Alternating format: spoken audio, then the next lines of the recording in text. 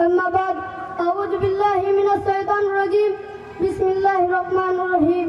إنما يخشى الله من عباد العلماء صدر محترم اور معزز حاضرین،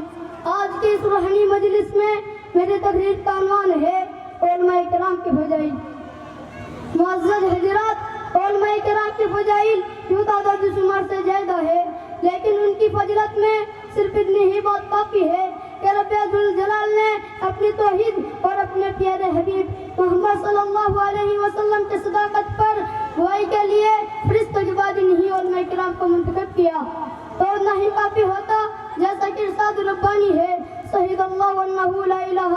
الا هو الملائکۃ واولو العلم قائما بالقسط۔ اللہ تعالیٰ فرشتے اور اہل علم اس بات کی گواہی دیتے ہیں کہ اللہ کے سوا کوئی معبود نہیں اور وہ عدل کے ساتھ دنیا کو قائم رکھنے والا ہے، اور فرمایا وَيَقُولُ الَّذِينَ كَفَرُوا لَسْتَ مُرْسَلًا قُلْ كَفَىٰ بِاللَّهِ شَهِيدًا بَيْنِي وَبَيْنَكُمْ وَمَنْ عِندَهُ عِلْمُ الْكِتَابِ۔ یہ کافر کہتے ہیں کہ آپ اللہ کے رسول نہیں، اب جواب دیجئے کہ مجھ میں اور تم میں اللہ گواہی دینے والا کافی ہے اور جس کے پاس کتاب کا علم ہے۔ ایک اور مقام پر اللہ تعالیٰ نے فرمایا قُلْ هَلْ يَسْتَوِي الَّذِينَ يَعْلَمُونَ وَالَّذِينَ لَا يَعْلَمُونَ۔ اے نبی صلی اللہ علیہ وسلم، آپ کہہ دیجئے کہ کیا علم والے اور بے علم برابر ہو سکتے ہیں؟ میرے بھائیوں، مخلوقات کے مابین یہی وہ طبقہ ہے جس کے دولت و خصیت اور رفع درجات کے رب کریم نے خود شہادت اور بصارت دی۔ انما یخشی اللہ من عباد العلماء، اللہ سے اس کے وہی بندے ڈرتے ہیں جو علم رکھتے ہیں، اور فرمایا یرفع اللہ الذین آمنوا منکم والذین اوتوا العلم درجات۔ اللہ تعالیٰ تم میں سے ان کے جو ایمان لائے ہیں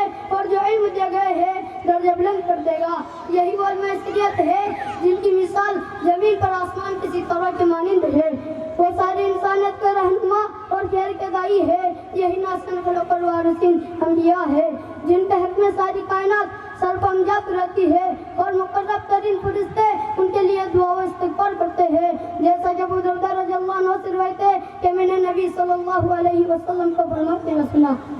ان العالم لا يستغفر له من في السماوات ومن في الارض حتى الحيتان في الماء وفضل العالم على العابد وفضل القمر على سائر الكواكب ان العلماء ورثة الانبياء ان الانبياء لم يورثوا دينارا ولا درهما انما ورثوا العلم ومن اخذ به اخذ بحظ وافر۔ اور یقیناً عالم ہی وہ شخص ہے جس کے لیے آسمان اور زمین کی ساری مخلوقات استقبال کرتی رہتی ہے، حتیٰ کہ پانی میں مچھلیاں بھی، اور اب اس شخص پر عالم کی فضیلت اسی طرح ہے جیسے تمام ستاروں پر چاند کی فوقیت ہے۔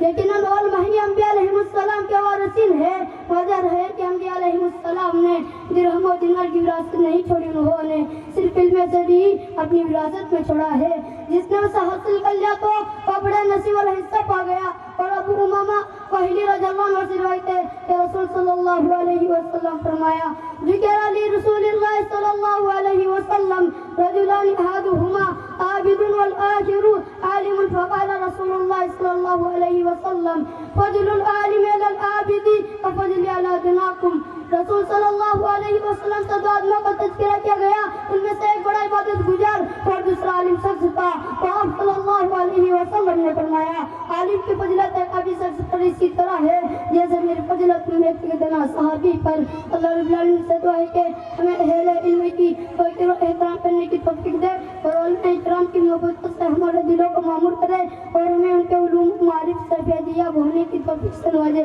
آمین۔ وآخر دعوانا ان الحمدللہ رب العالمین، والسلام علیکم ورحمۃ اللہ۔ ماشاءاللہ،